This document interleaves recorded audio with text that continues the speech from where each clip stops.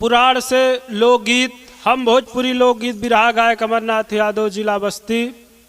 एगो छोटा सा प्रयास फिर है भैया, सूरज भैया। हाँ भैया। अरे बतावेला पुरनवा हो, अरे बतावेला पुरनवा हो, अरे जहनवा टिकल प्रेम पे।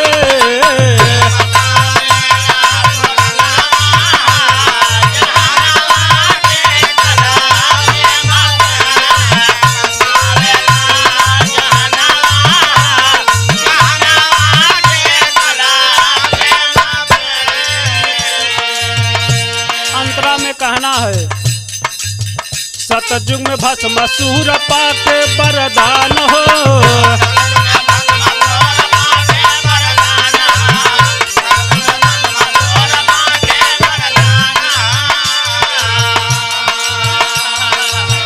पाके वरदान कैल शिव के परेशान हो।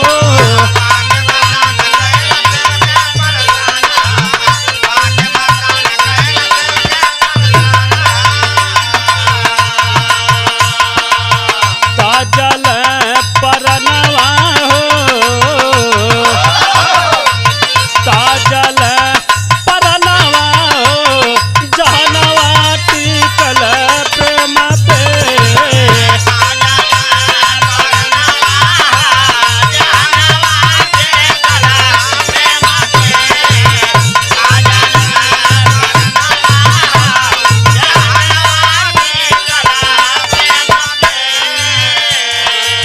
त्रेता में राम खाय झूठी हो बैरिया,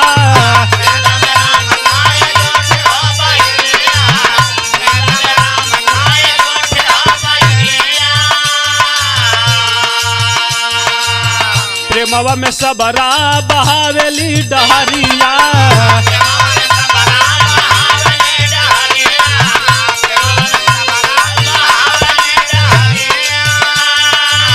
त्रेता में राम खाय झूठी हो बैरिया, प्रेमवा में सबरा बहावेली डहरिया।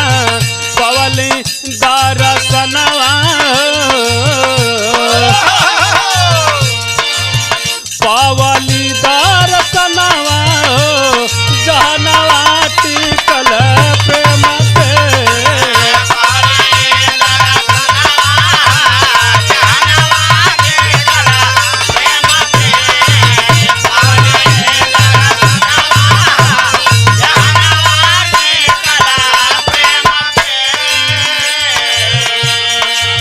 द्वापर में किसड़ खाय बिंदु घरे साग हो,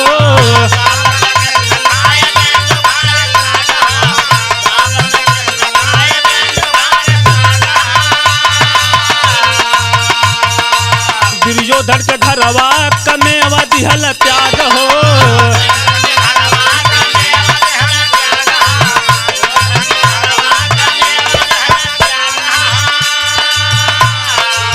द्वापर में किसड़ खाय बिंदु घरे साग हो, दुर्योधन के घरवा कमेवा दिहल त्याग हो।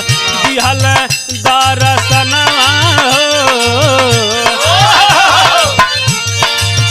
दिहल दरसनवा हो, जहनवा टिकल प्रेम पे।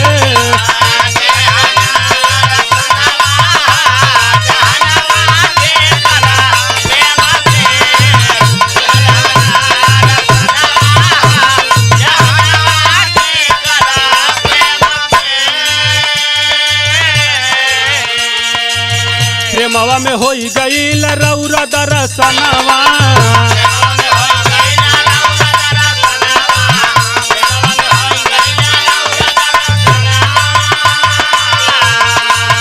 प्रेमवा में लैला मजनू तजल परनवा।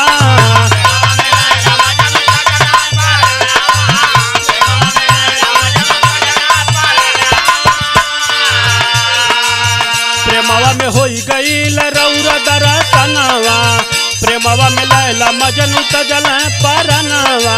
अमरनाथ यादव कतारनवा, जहनवा टिकल